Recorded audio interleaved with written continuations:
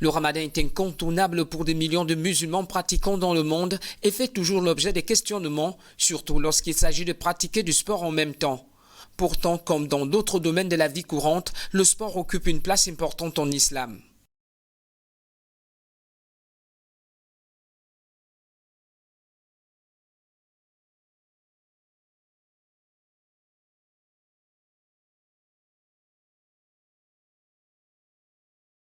Le sport, ça fait partie des choses que l'islam a son point de vue dessus, mais sauf que l'islam l'embellit avec beaucoup de règles et qui ne doit pas briser la mission de l'homme d'adorer Allah subhanahu wa ta'ala.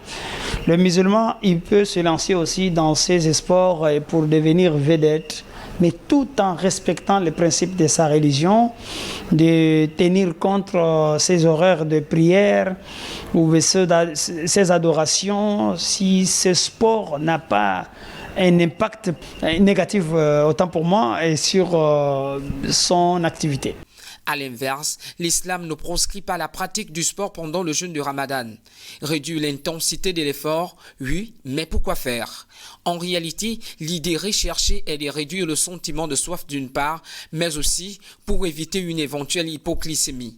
Il est demandé à ceux qui ont l'habitude de faire le sport que pendant le Ramadan, d'en diminuer.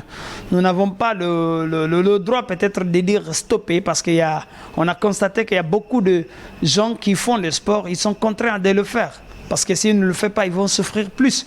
Donc pour ne pas dire à ceux-là d'arrêter, mais on peut le suggérer de diminuer parce que l'abstinence de nourriture et de boissons en prend une bonne partie de l'énergie chez l'homme. Donc si le sport aussi s'y rajoute, ça peut pousser quelqu'un jusqu'à être bien épuisé.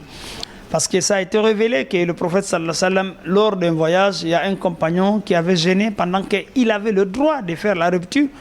Mais après un instant de la journée, donc il s'était évanoui. Les gens ont fait autour de lui.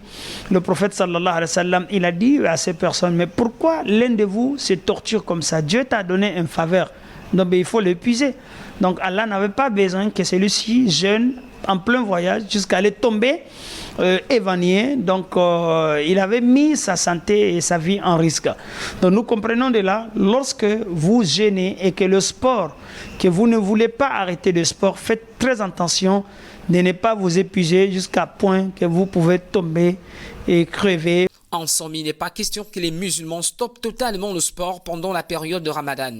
Il faut simplement réadapter les pratiques habituelles pour éviter tout risque.